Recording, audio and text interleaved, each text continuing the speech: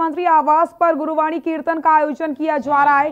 Live तस्वीरें दिखा रहे हैं आपको लखनऊ से, जहां पर मुख्यमंत्री योगी आदित्यनाथ के साथ कई सारे मंत्री मौजूद हैं। इतना याद है सभी तरीके का, मतलब ये नहीं कि केवल सिख इतिहास है, हिंदू इतिहास और भी ये कई चीजों के ज्ञाता हैं। इस चीज का हमें बड़े मान सम्मान महसूस होता है।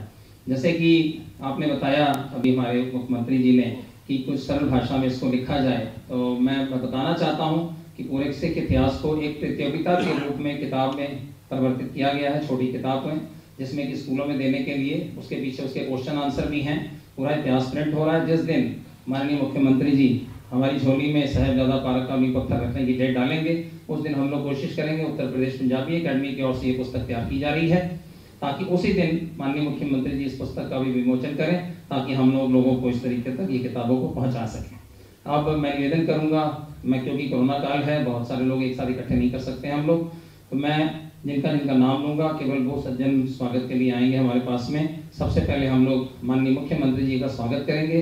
स्वागत करने के लिए मैं आमंत्रित करता हूँ सरदार बलदेव सिंह जी औलख माननीय मंत्री जी को, और इनके साथ केंद्रीय सिंह सभा गुरुद्वारा आलमबाग से सरदार सरबजीत सिंह, सरदार रविंदर सिंह जी गोली एक प्रतीक चिन्ह साहिबजादों का उनको देकर सम्मानित करने की कृपा करें।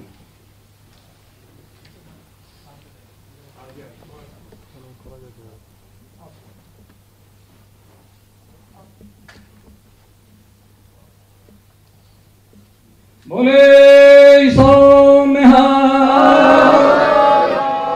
डॉक्टर गुरमीत सिंह जी गुरुद्वारा अय्यागंज के प्रबंधक और सरदार परविंदर सिंह जी अल्पसंख्यक राज्य के एक सम्मानित। डॉक्टर गुरमीत सिंह जी पटना साहिब गुरुद्वारा साहिब के मेंबर्स भी हैं। सुदर्शन सिंह जी बेदी अल्पसंख्यक आयोग के सदस्य हैं, वो भी साथ में आ जाएं कृपया। सरदार बलदेव सिंह जी भी साथ में रहें कृपया।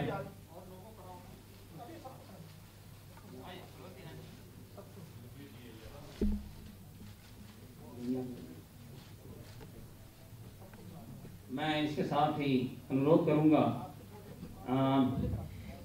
सरदार बलदेव सिंह जी से, सरदार मनजीत सिंह तलवार, सरदार रंजीत सिंह जी,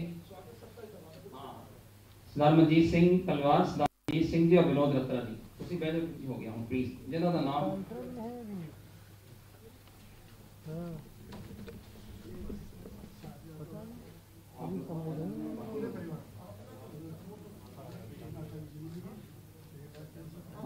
माननीय डॉक्टर दिनेश शर्मा जी का स्वागत करेंगे, और श्री सरदार मनजीत सिंह जी तलवार, सरदार रंजीत सिंह जी, श्री विनोद रत्ता जी, और माननीय उप मुख्यमंत्री डॉक्टर केशव प्रसाद मौर्य जी का भी स्वागत करेंगे। मैं बाकी लोगों से कहूँ कृपया अपने स्थान पर रहें, और कोई बीच में जिनका नाम बोला जाए कृपया आए। वीर जी प्लीज, मनजीत सिंह जी तलवार, सरदार रंजीत सिंह जाओगे, रंजीत सिंह जी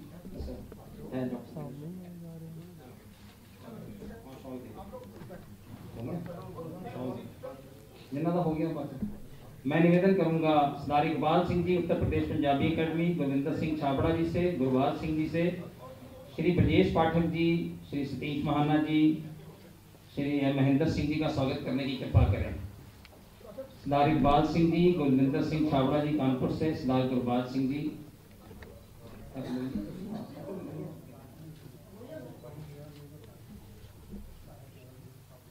बोले सो निहाल। सरदार इकबाल सिंह जी, सरदार गुरविंदर सिंह छाबड़ा, गुरबाज सिंह जी, सरदार सतबीर सिंह राजू जी। इनके साथ ही मैं निवेदन करूंगा कानपुर से आए सरदार हरविंदर सिंह जी लॉर्ड, सरदार जसवंत सिंह जी, और रायबरेली से सरदार अवतार सिंह जी छाबड़ा जी। सरदार हरविंदर सिंह जी लॉर्ड कानपुर गुरुद्वारा प्रबंधक कमेटी के अध्यक्ष, सरदार जसविंदर सिंह कानपुर से, भाई बन्नो साहब गुरुद्वारा के अध्यक्ष, सरदार अवतार सिंह जी छाबड़ा रायबरेली से। बस राजू प्लीज बाकी लॉर्ड साहब आओ, छाबड़ा साहब प्लीज दे दो। हाँ, और अब मैं निवेदन लॉर्ड साहब मैं अब निवेदन करूंगा हम लोग सब अपने स्थान पर बैठ जाएं, और अब हम लोग ने जो उद्बोधन सुनना है वो हमारे लिए आने वाले समय में इतिहास हो जाना है। हाँ, माननीय स्वतंत्र देव सिंह जी को महाराज जी मैं निवेदन करूंगा 5 जयकारे लगाए जाएं और महाराज जी का स्वागत करने के लिए बोले सोनिहाल, बोले सोनिहाल। अरे बैठ जाइए भाई साहब, बैठ जाइए।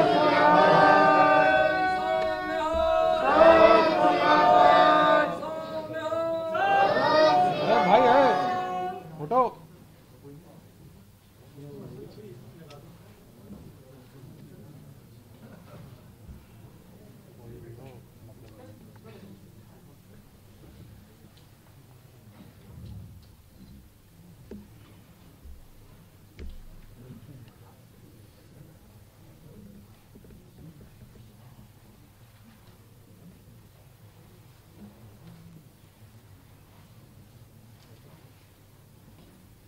साहिबजादा दिवस के अवसर पर आयोजित आज के इस पावन कार्यक्रम में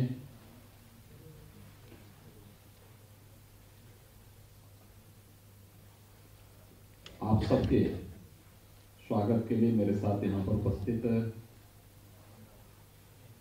उत्तर प्रदेश सरकार में मेरे वरिष्ठ सहयोगी उप मुख्यमंत्री द्वय श्री केशव प्रसाद मौर्य जी, डॉक्टर दिनेश शर्मा जी, भारतीय जनता पार्टी के प्रदेश के अध्यक्ष श्री स्वतंत्र देव सिंह जी, प्रदेश सरकार के हमारे सहयोगी मंत्रीगण श्री सतीश महाना जी, डॉक्टर महेंद्र सिंह जी, श्री ब्रजेश पाठक जी, श्री बलदेव सिंह गोलक जी, श्रीमती स्वाति सिंह जी, महापौर श्रीमती संयुक्ता भाटिया जी,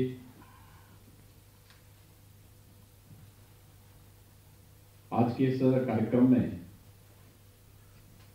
राष्ट्रीय सिख संगत के उपाध्यक्ष सरदार मिल्खीत सिंह पदम जी,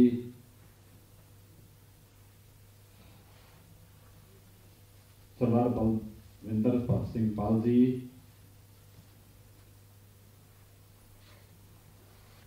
गुरुद्वारा आलमबाग के अध्यक्ष सरदार निर्मल सिंह जी, अल्पसंख्यक आयोग के अध्यक्ष सरदार परविंदर सिंह जी,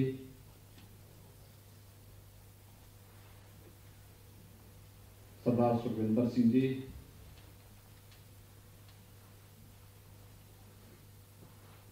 अपर मुख्य सचिव गृह श्री अवनीश कुमार अवस्थी जी, अपर मुख्य सचिव सूचना श्री नवनीत सहगल जी,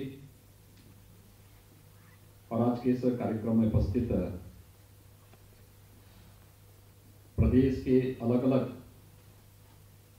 जनपदों से आए हुए सभी हमारे गुरुद्वारा प्रबंध समिति से जुड़े हुए पदाधिकारीगण, उपस्थित भाइयों बहनों, आज का दिवस मातृभूमि के लिए, देश और धर्म के लिए अपनी शहादत देने वाले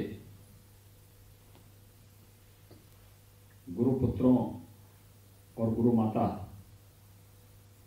के प्रति नमन का दिवस है, श्रद्धा और कृतज्ञता ज्ञापित करने का दिवस है।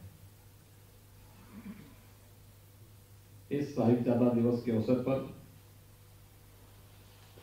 मैं प्रदेश सरकार शासन की ओर से आप सबका हृदय से अभिनंदन करते हुए पूरे सिख समाज को और प्रदेशवासियों को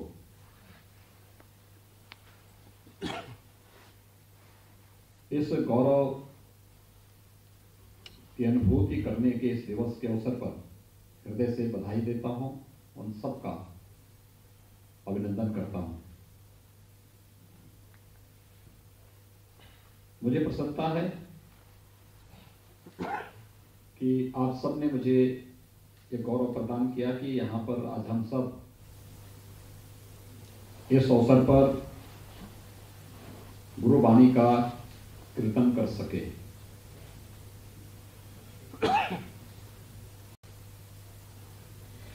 क्योंकि गुरुवाणी का कीर्तन ये हम सबको एक नई प्रेरणा देता है आगे बढ़ने का, देश और धर्म के प्रति अपने कर्तव्यों के बोध को एहसास कराने का। विगत वर्ष भी यहां पर गुरु नानक देव जी की 550वीं जो संकीर्तन यात्रा निकली थी, उस अवसर पर यहां पर उस यात्रा को आने का और इसी परिसर में मुझे यात्रा का स्वागत करने का सौभाग्य प्राप्त हुआ था और मेरे सभी सहयोगियों ने उस यात्रा के साथ जुड़ करके अपने आप को और अपने इतिहास के प्रति अपनी कृतज्ञता ज्ञापित की थी। आज एक नया इतिहास यहां पे बन रहा है कि हम सब गुरु गोविंद सिंह जी महाराज के 4 पुत्रों बाबा अजीत सिंह, बाबा जुझार सिंह, बाबा जोरावर सिंह, बाबा फतेह सिंह की शहादत के साथ ही माता गुजरी की शहादत के प्रति भी अपनी कृतज्ञता ज्ञापित कर सकें। और मुझे लगता है कि गुरुवाणी का एक कीर्तन के साथ हम सब का जुड़ना एक नए इतिहास को आगे बढ़ा रहा है। भाइयों बहनों, हम सबको एक बात का स्मरण हमेशा रखना होगा कि इतिहास को विस्मृत करके कोई व्यक्ति, कोई जाति या कोई कौम कभी आगे नहीं बढ़ सकती। और ये इतिहास हम सबको इस बात का एहसास कराता है कि गौरवशाली पलों पर प्रेरणा लेने और उसके अनुरूप आगे बढ़ते हुए इतिहास के उन पलों से सबक सीखते हुए भी जहां पर कुछ खामियों के कारण, कुछ गलतियों के कारण गुरुपुत्रों को विधर्मियों के हाथों जिस क्रूरता का सामना करना पड़ा था, इस प्रकार की स्थिति आने वाले समय में किसी के साथ न हो, यह भी हम सबको सदैव यह दिवस एक नई प्रेरणा प्रदान कर रहा है। जब सिख इतिहास को हम पढ़ते हैं तो भारत के इतिहास का वह कालखंड जब विदेशी आक्रांताओं ने भारत को रौंदने, भारत के धर्म और संस्कृति को नष्ट करने, भारत के वैभव को पूरी तरह समाप्त करने को अपना एकमात्र लक्ष्य बना लिया था, तब भक्ति के माध्यम से गुरु नानक देव जी ने जो अभियान प्रारंभ किया था, कीर्तन उसका आधार बना था। और उस समय सत्संग के माध्यम से जो कार्य गुरु नानक देव जी ने आगे बढ़ाया, देखते ही देखते भक्ति की क्या शक्ति होती है, आने वाली पीढ़ियां एक एक करके उस दिशा में आगे बढ़ती हुई गुरु गोविंद सिंह जी महाराज तक पहुंचते पहुंचते भक्ति और शक्ति का एक ऐसा पुंज बना जो पूरी मानवता के कल्याण का मार्ग भी प्रशस्त कर दिया। गुरु गोविंद सिंह जी महाराज, आप अनुमान करिए, मात्र 9 वर्ष की उम्र में अपने पिता गुरु तेग बहादुर जी महाराज को कश्मीरी पंडितों की रक्षा करने के लिए अपना बलिदान देने के लिए प्रेरित करते हैं। दिल्ली आज भी हमारे सामने है। जहां गुरु तेग बहादुर जी का बलिदान हुआ था। गुरु तेग बहादुर जी का बलिदान उस कालखंड में कश्मीर में हिंदुओं की रक्षा करने में सहायक बना। किस प्रकार की स्थितियां थी, लेकिन सामने कौन सी ताकत है, इस भौतिक ताकत को पूरी तरह नजरअंदाज करते हुए अपनी आध्यात्मिक ताकत का एहसास कराने के लिए गुरु तेग बहादुर जी महाराज ने अपना बलिदान दिया। गुरु तेग बहादुर जी महाराज के बाद गुरु गोविंद सिंह जी ने खालसा पंथ की स्थापना के पीछे का उद्देश्य स्पष्ट कर दिया। कोई संदेह नहीं होना चाहिए किसी को भी।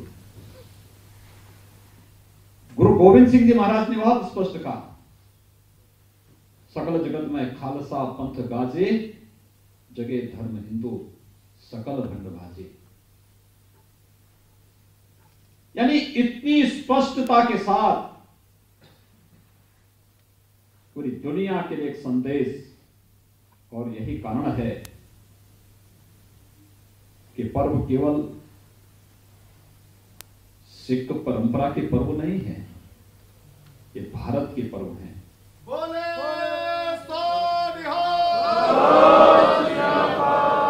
क्योंकि ये भारत को बचाने का बलिदान है। क्या उम्र होती है जब हिंदू धर्म की रक्षा करने के लिए, भारत को विदेशी आक्रांताओं के क्रूरता और अत्याचार से मुक्त करने के लिए गुरु गोविंद सिंह जी के 4 पुत्र शहीद हुए। बाबा अजीत सिंह की उम्र थी 18 साल, बाबा जुझार सिंह की उम्र थी 14 साल, बाबा जोरावर सिंह की उम्र थी 9 वर्ष, और बाबा फतेह सिंह की उम्र थी मात्र 7 वर्ष।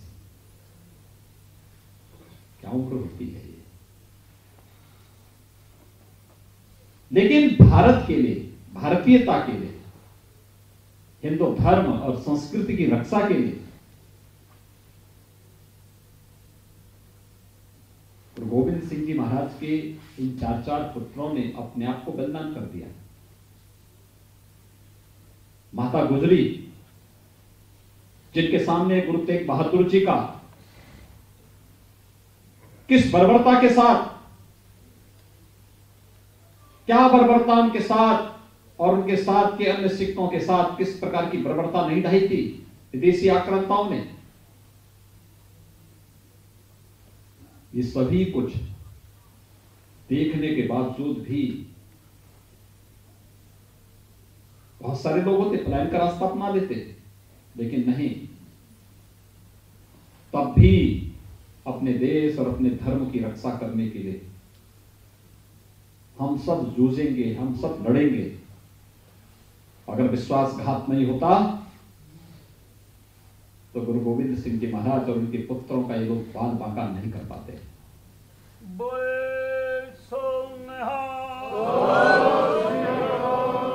भाइयों बहनों, हम सब के लिए इतिहास एक प्रेरणा है, और इस प्रेरणा को ही तो लेने के लिए इस प्रकार के दिवस हम लोग हर वर्ष मनाते हैं। भारत के इतिहास की जब हम बात करते हैं तो सिख का इतिहास उससे अलग हो ही नहीं सकता। आप देख रहे हैं के न्यूज, खबरों का सारथी। किसान खुशहाल हो, उनकी आय दोगुनी हो और अन्नदाता आत्मनिर्भर बने, इसके लिए आजादी के बाद पहली बार यशस्वी प्रधानमंत्री नरेंद्र मोदी जी के मार्गदर्शन में कृषि सुधारों को कानूनी स्वरूप दिया गया है। मुख्यमंत्री योगी आदित्यनाथ ने किसानों से किए वादे पूरे किए। किसान कल्याण की नीतियां, भुगतान की पारदर्शी और सरल व्यवस्था लागू कर पिछली सरकार का बकाया गन्ना मूल्य भी दिलाया। हम किसानों के जीवन में व्यापक परिवर्तन करेंगे और इसके लिए खेत से लेकर के खलियान तक और बीज से लेके बाजार तक एक चेन डेवलप करेंगे जो किसानों की आमदनी को 2022 तक दुगना करने का कार्य करेगी। किसानों को आधुनिक खेती का प्रशिक्षण दिलाया, उन्नतशील बीज और उर्वरक उपलब्ध कराया गया। आज जैविक खेती और कैश क्रॉप उगाने के लिए बड़ी संख्या में किसान आगे आ रहे हैं। सब्जी की खेती करते हैं और जो इंग्लिश सब्जी है, एक्सोटिक सब्जियां, उनकी खेती ज्यादा करते हैं। गेहूं और धान के साथ ही पहली बार मक्का और दलहन की रिकॉर्ड सरकारी खरीद की गई। कृषि उपज का सही